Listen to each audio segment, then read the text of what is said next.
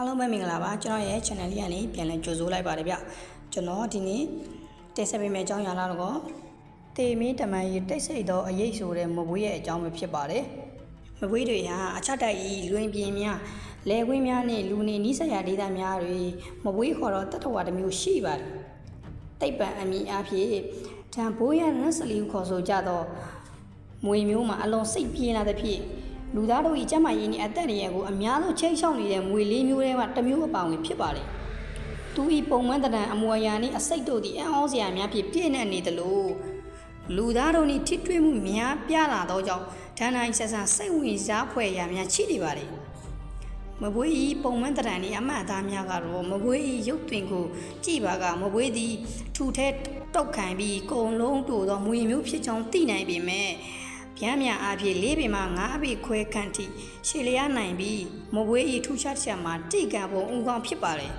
။လဲဘဲနဲ့ဥကောင်းကိုချစ်ချင်းလေးခွဲခြားနိုင်ပြီးနှာတံမှာဝိုက်ဆက်ကအနှဲငယ်မြင့်တက်နေပါတယ်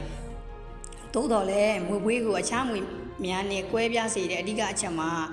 မဘွေးဤခန္ဓာကိုယ်ကချစ်အမတ်အသားများဖြစ်ပါတယ်။အခြေခံအယောင်မှာအဝါရောင်အညူဖြော့ရောင်သို့မဟုတ်အသားရောင်ဖြစ်ပြီးကြောပေါ်တွေအနက်ရောင်သို့မဟုတ်အညို့ရင်ရောင်ဘဲဥပုံစံအဆက်၃တန်းကိုအလျားအလိုက်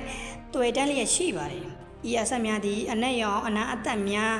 နဲ့အပြင်ဘက်ကအဖြူသို့မဟုတ်အဝါရောင်အနာသီးများနဲ့ထပ်မံဝန်းရထားသောကြောင့်အလွန်ထင်ရှားလာတဲ့မွေတစ်မျိုးဖြစ်ပါတယ်။တချို့ဒေသတွေများကွင်းဆက်မွေဟုပင်တင်စားခေါ်ကြသည်ဟုကြားဘူးပါလိမ့်မယ်။ထို့ပြင်မျက်လုံးများသည်ကြီးမားပြီးထောင်လိုက်ကြသောမျက်စိတအိမ်များပါရှိက၎င်း၏စကေးခေါ်သော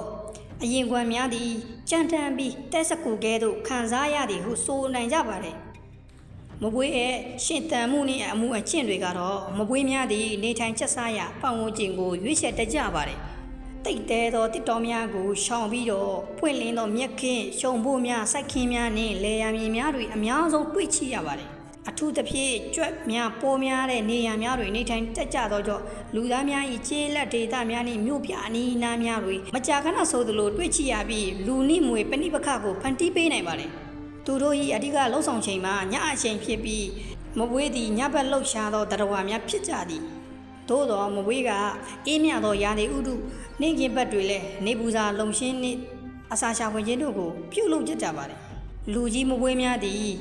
အများအပြည့်နေကွေးပြီးငြိမ်သက်စွာကုတ်၍နေတတ်ကြပါတယ်။သို့သောအန္တရာယ်တစ်ခုခုနှင့်ကြုံလာပါက၎င်း၏အမှုအရာသည်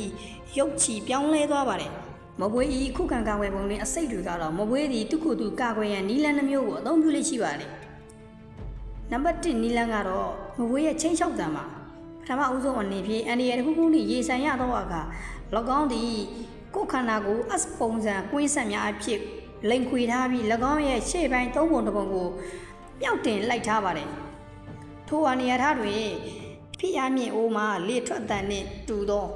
သို့မဟုတ်၎င်းထက်ပို၍ပေကျဲလောင်ပြင်းထန်သောဟစ်အော်တန်ကိုထုတ်ဝင်ကြပါတယ်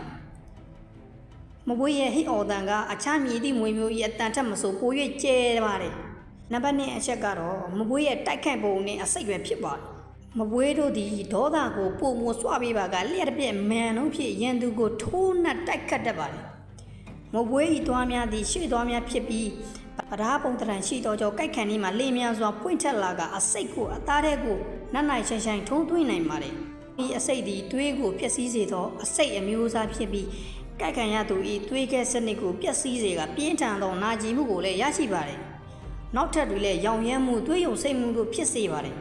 ။ကုသမှုမရှိပါကကြောက်ကက်ပျက်စီးခြင်းပြောင်းအသက်အန္တရာယ်ပင်ရှိနိုင်ကြပါတယ်။မဘွေးရဲ့မျိုးပွားခြင်းနဲ့အံ့ဖွယ်မွေးဖွားခြင်းတွေကတော့မဘွေးသည်သားသမီးများပေါ်များသောအမျိုးစိတ်တစ်ခုဖြစ်ပါတယ်။မဘွေးတို့သည်ဥများဥ၍သားဖောက်ခြင်းမဟုတ်ပဲ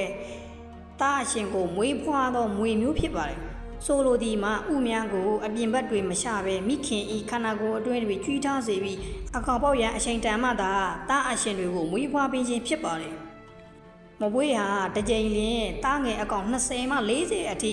မွေးဖွားပေးနိုင်ကြပါတယ်။အများဆုံးအကောင်85ကောင်အထိမွေးဖွားမှုကြောင့်မှတ်တမ်းများချိခဲ့ပါတယ်။မွေးလာသောမွေငယ်လေးများသည်မိခင်ကဲသို့ပင်အစိတ်ပြင်းခြင်းနှင့်ကိုယ့်ဘာသာကိုချင်းတန်နိုင်စမ်းရှိခြင်းတော့တဘဝလောကတွင်ရှင်တန်နိုင်ရန်ချက်ချင်းဆိုသလိုအစဉ်သိဖြစ်နေကြပါတယ်။မဘွေးများသည်တဘဝ၏အစိတ်ပန်းတစ်ခုဖြစ်ပြီး ကြွက်များနဲ့ပိုးမွားမွားကိုထိန်းချုပ်ပေးသောကြောင့်ဂေဟစနစ်အတွက်အရေးပါလာပါတယ်သို့သော၎င်းသည်လူသားများ၏အသက်အန္တရာယ်ကိုအများဆုံးပေးနိုင်တဲ့မွေးတကောင်ဖြစ်သောကြောင့်မလိုလားအပ်သောထိတွေ့မှုများကိုချောင်ရှားရမှာအလိုအရေးပါပါတယ်သူ၏တိတ်ဆိတ်သောနေထိုင်မှုရဲ့ပြင်းထန်သောအစိတ်နှင့်လျှက်တစ်ပတ်တိုက်ခိုက်နိုင်စွမ်းတို့ကမွေးကိုတင်မင်းတမန်၏တိတ်ဆိတ်သောအရေးတစ်ပွဲဖြစ်ခဲ့ကြပါတယ်ကဲဒီလောက်ဆိုရင်မပွေးဟာဘလောက်ထိကြောက်စရာကောင်းခဲ့လဲဆိုတာယခုဗီဒီယိုကြည့်နေသူအစဆုံးသိခဲ့ပြီဖြစ်ပါတယ်အားလုံးကိုကျွန်တော်ရဲ့ channel လေးကနေကျေးဇူးတင်ပါတယ်ဗျ